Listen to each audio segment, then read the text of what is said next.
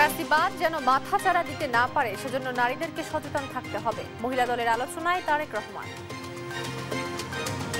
ফ্যাসিবাদ, উগ্রবাদ, চরমপন্থা মাথা চাড়া দিয়ে উঠতে না পারে এই ব্যাপারে বিশেষ করে নারী সমাজকে অত্যন্ত সতর্ক এবং সজাগ থাকতে হবে। জন আকাঙ্ক্ষার বৈধতাই হচ্ছে জুলাই সনদ, বলছে বিএনপি। সংস্কারের আইনি ভিত্তি না থাকলে আদালতে যাবে জামায়াত। যারা ওয়াদা করছেন আমরা রিফর্ম করব এই গভর্নমেন্ট, তারাও যদি আইনি ভিত্তি না দেয় তাহলে তো ওয়াদা ভঙ্গ শুরু হয়ে গেল। এটা হচ্ছে legitimate expectation of the people, এটাই সার্বভৌম এখতিয়ার। সুতরাং আমাদের যে সম্মতি এর উপরে কোনো আইনি ভিত্তি হতে পারে না। কিছুদিনের মধ্যে নির্বাচনের ঘোষণা আসবে জানালেন আসিফ নজরুল। একটা দিনও দেরি হবে না বললেন প্রেস সচিব। নীতি সুদ হার 10% রেখে নতুন মুদ্রানীতি ঘোষণা বাংলাদেশ ব্যাংকের। মূল্যস্ফীতি 3% নামিয়ে আনার আশা। এবং বিসিবির আমন্ত্রণে 14 আগস্ট ঢাকায় আসছে নেদারল্যান্ড ক্রিকেট দল। অংশ নেবে 3 ম্যাচের টি-20 সিরিজে।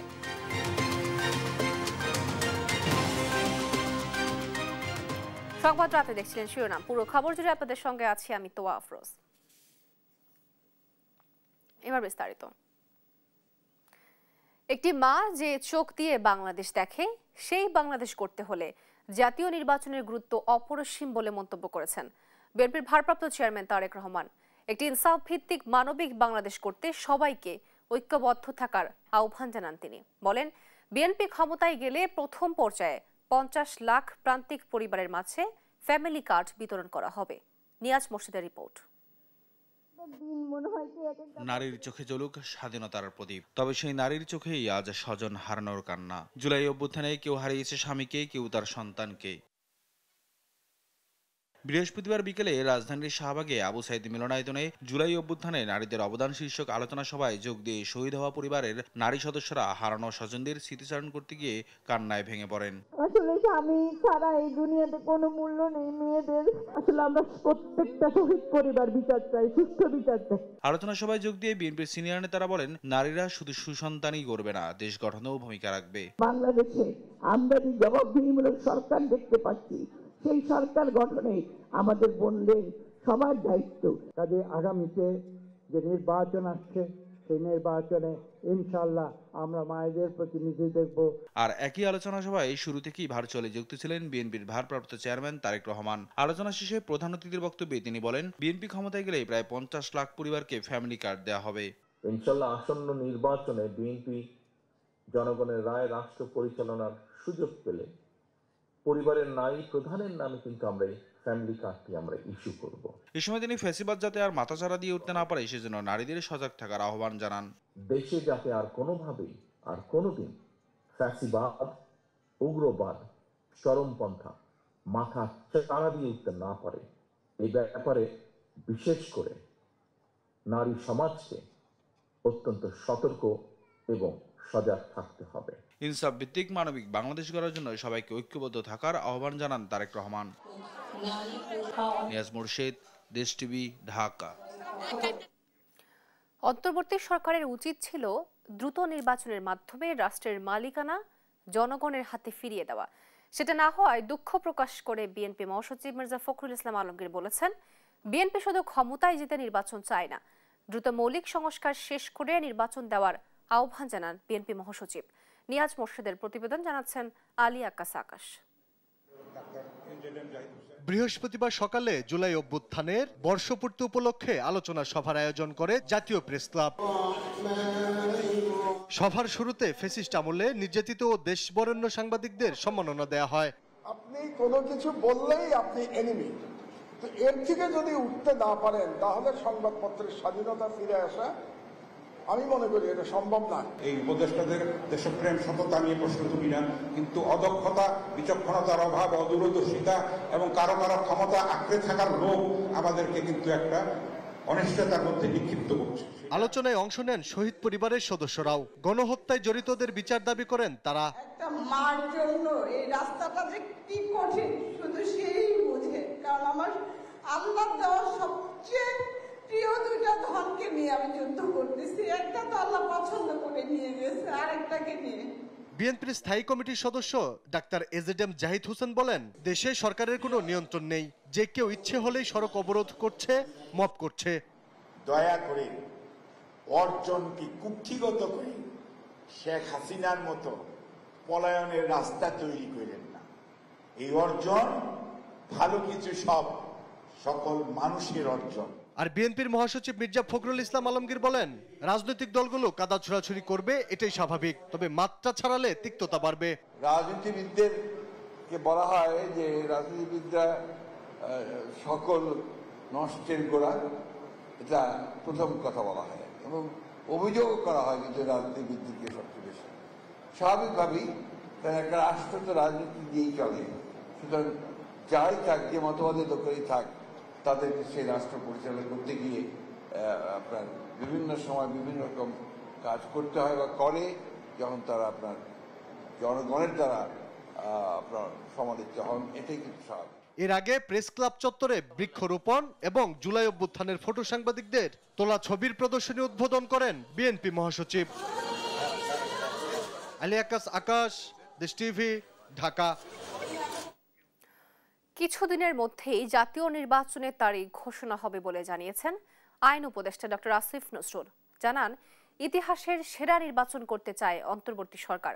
আর প্রধান উপদেষ্টার প্রেস সচিব শফিকুল আলম জানান, প্রধান উপদেষ্টার ঘোষিত সময়ে নির্বাচন হবে, পেছানোর কোনো সুযোগ নেই। সচিবালয়ে আলাদা অনুষ্ঠানে এসব কথা বলেন তারা। তৌফিক মোহাম্মদ মুন্না রিপোর্ট।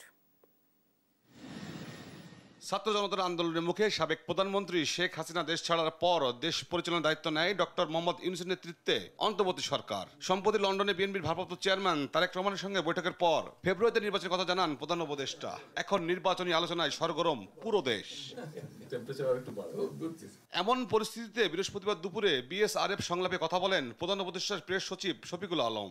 আগামী ৫-৬ দিন সরকারের জন্য খুবই গুরুত্বপূর্ণ উল্লেখ করে তিনি বলেন, যা কিছু হোক, নির্বাচন পেছানোর কোনো সুযোগ নেই। আগামী ৫-৬টা দিনে আমরা বুঝবো যে আমরা সামনে কোথায় যাচ্ছি। বাট একটা বিষয় আপনি নিশ্চিত থাকেন, ইলেকশন দেরি হবে না।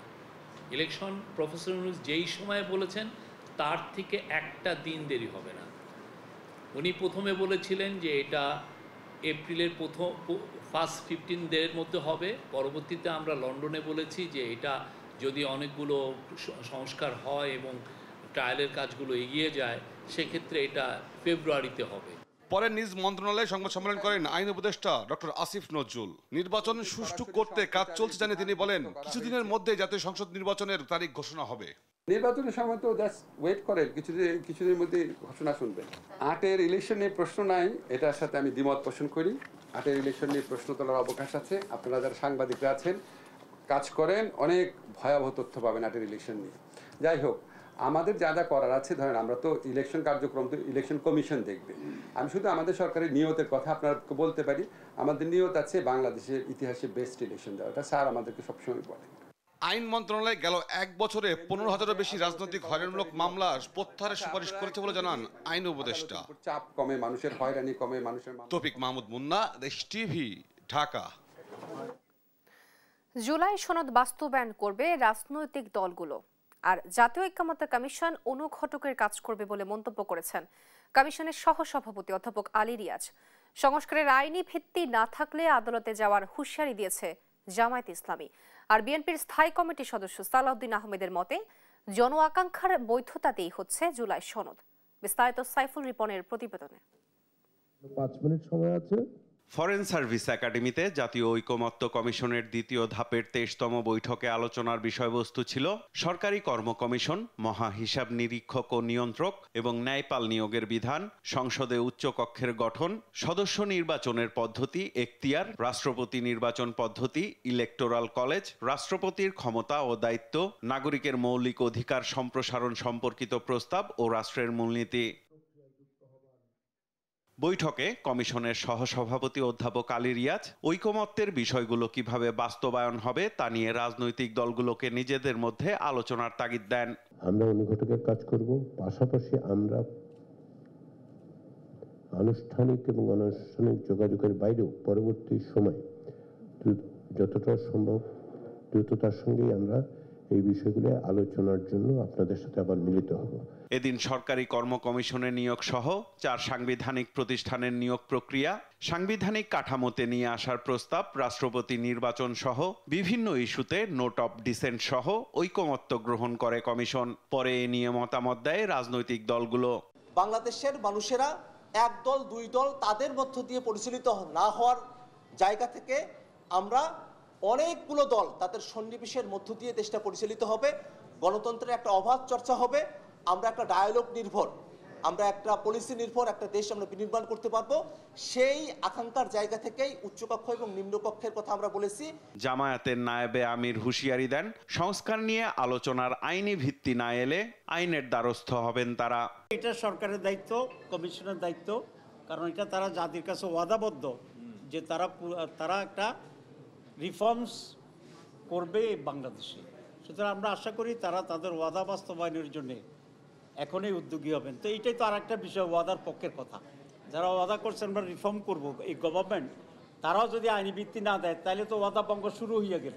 তো এখনই যত শুরু হয়ে যায় ভবিষ্যতে তো এটা অগ্রসর হতে থাকিবে, এবং অতীত আমাদের তাই বলেছে। বিএনপির স্থায়ী কমিটির সদস্য সালাউদ্দিন আহমদ বলেন, জুলাই সনদের আইনি ভিত্তি জনগণের আকাঙ্ক্ষা। জুলাই ঘোষণাপত্র সংবিধানে সংযোজন করার কথাও জানান তিনি। এই ঘোষণাপত্রের সাংবিধানিক এবং রাষ্ট্রীয় স্বীকৃতি আমরা দেবো। কোথায় দেবো বলেছি, চতুর্থ তফসিলে সেটা আমরা বর্ণিত করব। গণ অভ্যুত্থানকে আইন মেনে হয়েছে, গণ অভ্যুত্থানের কোনো লিগ্যালিটি আছে, কনস্টিটিউশনালিটি আছে, বাট সুপ্রিম ডক্ট্রিন হচ্ছে কি, এটা হচ্ছে legitimate expectation of the people, এটাই সার্বভৌম এখতিয়ার। সুতরাং আমাদের যে সম্মতি, এর উপরে কোনো আইনি ভিত্তি হতে পারে না। ঐকমত্য কমিশনের এ পর্বের আলোচনা শেষ করে সংস্কার বাস্তবায়নের প্রক্রিয়া নিয়ে ফের রাজনৈতিক দলগুলোর সঙ্গে বৈঠকে বসার ইঙ্গিত দিয়েছে জাতীয় ঐকমত্য কমিশন। সাইফুল রিপন, দেশ টিভি, ঢাকা। জুলাই আন্দোলনের প্রায় 1 বছর পরও দাবি বাস্তবায়ন না হওয়ায় ফের রাজপথে নেমেছেন জুলাই যোদ্ধারা। তাদের দাবি জুলাই ঘোষণাপত্র, জুলাই সনদ বাস্তবায়ন এবং স্থায়ী বিধান হিসেবে যুক্ত করা। এ নিয়ে বৃহস্পতিবার সকালে শাহবাগ মোড় অবরোধ করে তারা। দাবি আদায় না হওয়া পর্যন্ত রাজপথে থাকার হুঁশিয়ারি দেন শহীদ পরিবারের সদস্য ও আহতরা। আরও জানাচ্ছেন তন্দ্র তারুণ্য। জুলাই আন্দোলনের প্রায় 1 বছর পেরিয়ে ফের রাজপথে জুলাই যোদ্ধারা। তবে এবারের দাবি কিছুটা ভিন্ন। দ্রুতই দিতে হবে জুলাই সনদ ও জুলাই ঘোষণাপত্র। বৃহস্পতিবার সকাল থেকে লাল সবুজ পতাকা, ব্যানার ও প্ল্যাকার্ড হাতে শাহবাগ মোড়ে অবস্থান নেন শতাধিক জুলাই শহীদ পরিবার ও আহত যোদ্ধারা। আন্দোলনকারীরা বলেছেন, দীর্ঘদিন ধরে জুলাই ঘোষণাপত্র সহ সনদের দাবি করে আসলেও সরকার তা বাস্তবায়নের পদক্ষেপ নেয়নি। তাই বাধ্য হয়েই রাজপথে নেমেছেন তারা। আমরা সরকারের কাছে দাবি করছি যত দ্রুত পারে জুলাই ঘোষণাপত্র, জুলাই সনদ আমাদেরকে দেওয়ার। ভবিষ্যতে যে সকল রাজনৈতিক দল আসুক, ওই স্বৈরাচারের মতো যেন ওরা হয়ে না আসতে পারে। জুলাই সনদ কেবল দাবি নয়, রাষ্ট্র সংস্কারে এটি তাদের অধিকার বলেও জানান তারা। যে পর্যন্ত আমাদের দাবি না মানবে আমরা এই শাহবাগ থেকে যাব না। সরকার 2বার আমাদের দাবি দেওয়ার আশ্বাস দিয়ে আমাদের দাবি পূরণ করেনি। সেই সুবাদে আমরা আজকে এই 31 তারিখে মানববন্ধন করছি। আমাদের জুলাই সনদ দিতে হবে, আমাদের পরবর্তীতে নিরাপত্তা নিশ্চিত করতে হবে। এদিকে দাবি আদায় না হওয়া পর্যন্ত কর্মসূচি চালিয়ে যাওয়ার হুঁশিয়ারি দেন তারা। নাইম আফসান, দেশ টিভি, ঢাকা। নীতি সুদহার 10% রেখেই নতুন মুদ্রানীতি ঘোষণা করেছে Bangladesh bank. Governor Ahsan H Mansur বলেন, বাংলাদেশের রাজনৈতিক অস্থিরতা অস্বীকার করার উপায় নেই। তারপরেও মূল্যস্ফীতি 3 থেকে 5% নামিয়ে আনার আশা প্রকাশ করেন তিনি। আরও জানাচ্ছেন জান্নাতুল মোহনা। বৃহস্পতিবার দুপুরে কেন্দ্রীয় ব্যাংকের সদর দপ্তরে এক সংবাদ সম্মেলনে নতুন মুদ্রানীতি ঘোষণা করেন বাংলাদেশ ব্যাংকের governor doctor Ahsan H Mansur. Observe করতে হবে শুধু না, কিভাবে সেটাকে ট্যাকল করা যায় সেটাও চিন্তা করতে হবে। এ সময় নীতি সুদ হার 10% রেখেই নতুন মুদ্রানীতি ঘোষণা করেন তিনি। জানান, মূল্যস্ফীতি কমে এলে এবং বাজারে স্থিতিশীল রাখতে পারলে প্রবৃদ্ধি বাড়বে। আমরা যেটা চাচ্ছি যে ইনফ্লেশনটা আরও কমতে হবে, তা না কমা পর্যন্ত আমাদের এই পলিসি স্ট্যান্সটা একটু টাইটার পজিশনে থাকবে। আমরা চাচ্ছি ইনফ্লেশনটাকে ক্রমান্বয়ে একটা রেঞ্জে নিয়ে আসতে। সেটা আমাদের মনে হয় যে এটা 3 থেকে 5-এর মধ্যে যদি আমরা আনতে পারি, হয়তো একটু সময় লাগবে, সেটা আমাদের লক্ষ্য। বাংলাদেশ ব্যাংকের ড্রেস কোড ইস্যুতে বিদেশিদের নাক গলানোর কিছু নেই বলেও মন্তব্য করেন গভর্নর। একে বড় কিছু করে দেখার প্রয়োজন নাই এবং বিদেশিদের এটা নিয়ে নাক গলানোর কোনো প্রয়োজন আছে বলে আমি মনে করি না। এটা আমাদের পিওরলি ইন্টারনাল ব্যাপার এবং ভুল হতেই পারে অ্যাডমিনিস্ট্রেটিভ স্টেজে, লোয়ার স্টেজে, সেটাকে আমরা রেকটিফাই করে ফেলেছি। এছাড়া গভর্নর জানান, বৈশ্বিক পরিস্থিতি বিবেচনায় রপ্তানিমুখী অর্থনীতিতে চাপ বাড়তে পারে। এই প্রেক্ষাপটে মূল্যস্ফীতি এবং ব্যাংকিং খাত স্থিতিশীল রাখা বাংলাদেশ ব্যাংকের দুটি প্রধান কাজ। আমাদের এমপ্লয়মেন্ট মার্কেটটাই ভেরি ইম্যাচিউরড একটা মার্কেট। জান্নাতুল মোহনা, দেশ টিভি, ঢাকা। দেখছেন সংবাদ রাত। রাজধানীর গুলশানে চাঁদাবাজির ঘটনায় নেতৃত্ব দানকারী বৈষম্য বিরোধী ছাত্র আন্দোলনের সাবেক নেতা আব্দুর রাজ্জাক বিন সুলাইমান ওরফে রিয়াদের আরেকটি বাসার অনুসন্ধান পেয়েছে পুলিশ। রাজধানীর বাড্ডায় বাসাটিতে অভিযান চালিয়ে আরও 2,98,000 টাকা উদ্ধার করেছে গুলশান থানা পুলিশ। এর আগে গত 29 জুলাই রিয়াদের নাখালপাড়া বাসায় অভিযান চালিয়ে 4টি চেক উদ্ধার করে পুলিশ, যা ছিল মোট 2.25 কোটি টাকার চেক। চেক 4টি রংপুর 6 আসনের সাবেক সংসদ সদস্য আবুল কালাম আজাদের কাছ থেকে নেওয়া হয়েছে বলে প্রাথমিকভাবে জানা গেছে। চেক প্রদানকারী ট্রেড জোনের স্বত্বাধিকারী আবুল কালাম আজাদের সই রয়েছে।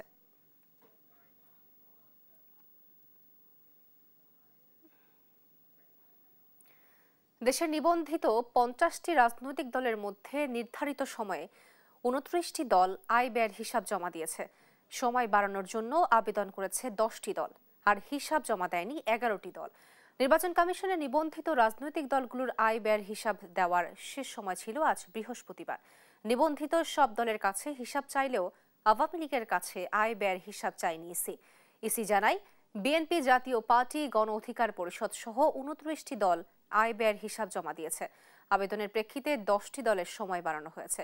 রাজনৈতিক দল নিবন্ধন শর্ত অনুযায়ী প্রতি বছর 31 জুলাইয়ের মধ্যে আগের পঞ্জিকা বছরের আয় ব্যয়ের হিসাব ইসিতে জমা দিতে হয়। পরপর 3 বছর হিসাব জমা দিতে ব্যর্থ হলে সংশ্লিষ্ট দলের নিবন্ধন বাতিলের বিধান রয়েছে।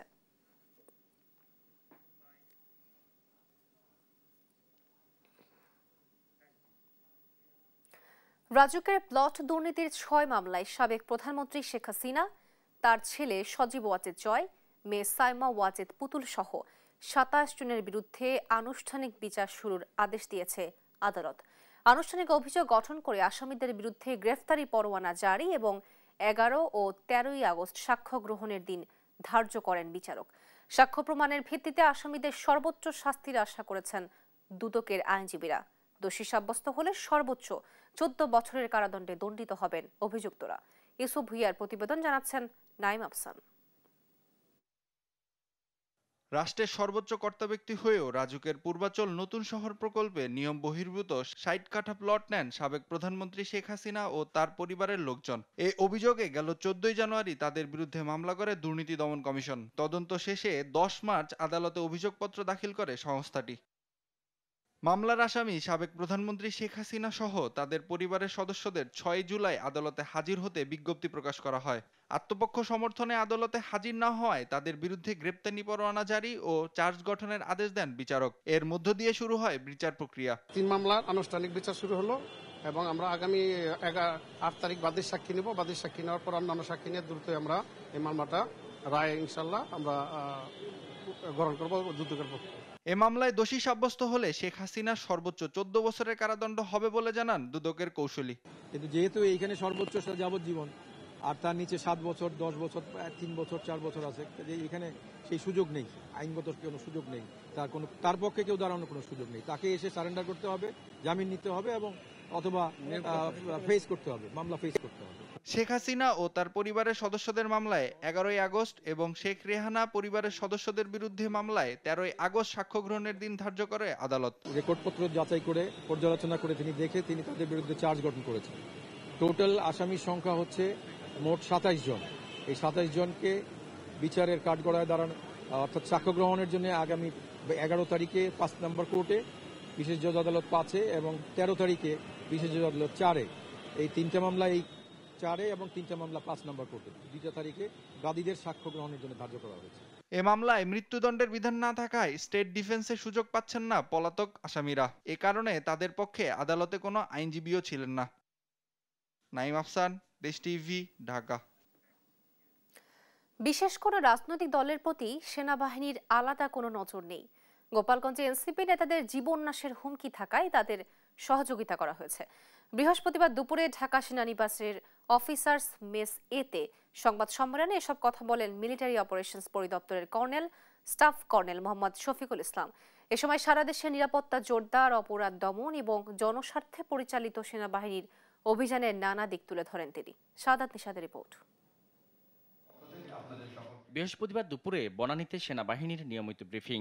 সাংবাদিকদের সঙ্গে কথা বলেন মিলিটারি অপারেশনস পরিদপ্তরের colonel staff colonel Shafiqul Islam. সংবাদ সম্মেলনে উঠে আসে চাঁদাবাজির প্রসঙ্গ। এই সময় তিনি জানান, সব আইন শৃঙ্খলা বাহিনী একসঙ্গে কাজ করলেই কমবে চাঁদাবাজির মতো অপরাধ। এগুলো আসলে নিয়ন্ত্রণের জন্য যে আইন শৃঙ্খলা এজেন্সিগুলো যাদের সর্বাগ্রে দায়িত্ব পালন করার কথা বা দরকার, তারা যদি ইফেক্টিভ হয় তাহলে এটা আরও কমে আসবে বলে আমরা বিশ্বাস করি। সাথে সাথে আমাদের যে আভিযানিক দায়িত্ব রয়েছে সেটা আমরা সর্বদা পালন করছি। আইন শৃঙ্খলা বিষয়ে ব্রিফিংয়ে সাংবাদিকদের প্রশ্নে উঠে আসে গোপালগঞ্জে এনসিপিকে সেনাবাহিনীর পক্ষ থেকে বিশেষ সুবিধা দেওয়ার বিষয়টি। তবে এ নিয়ে তিনি জানান, বিশেষ কোনো দলের প্রতি আলাদা কোনো নজর নেই সেনাবাহিনীর।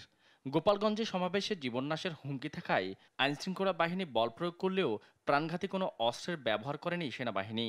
আপনারা জানেন এটা একটা অনাকাঙ্ক্ষিত একটা পরিস্থিতি ছিল, যেখানে ইট পাটকেল নিক্ষেপই শুধু করা হয়নি, এখানে আপনার ককটেল নিক্ষেপ করা হয়েছে। যখন সেখানে আপনার জীবননাশের হুমকি ছিল, তখন আত্মরক্ষার্থে আমাদের যে বাহিনীগুলো আপনার আইনশৃঙ্খলা বাহিনী ছিল তারা বল প্রয়োগ করেছে বা করতে বাধ্য হয়েছে। এখানে প্রাণঘাতী কোনো অস্ত্রের ব্যবহার করা হয়নি। পার্বত্য অঞ্চলে সন্ত্রাসীদের সংঘাত ইস্যুতেও তুলে ধরেন সেনাবাহিনীর অবস্থান।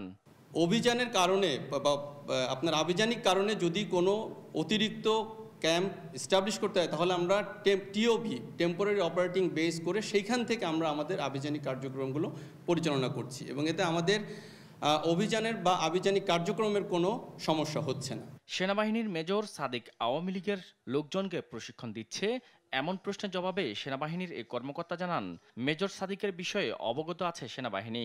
এ বিষয়ে তদন্ত চলছে বলেও জানান তিনি। শাহাদাত নিশাদ, দেশ TV, Dhaka. United commercial bank PLC UCB এর 42তম বার্ষিক সাধারণ সভা অনুষ্ঠিত হয়েছে ঢাকায়। বৃহস্পতিবার রাজধানীর কুর্মিটোলা গলফ ক্লাবে শেয়ার হোল্ডারদের এ সভা হয়।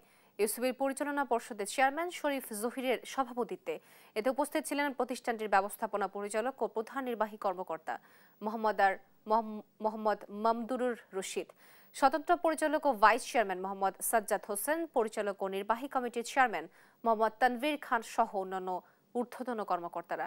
সভায় শেয়ার হোল্ডারদের সম্মতিক্রমে ব্যাংকের অনুমোদিত মূলধন 2500 কোটি থেকে দ্বিগুণ করে 5000 কোটি টাকায় উন্নীত করা সহ নানা সিদ্ধান্তের অনুমোদন হয়।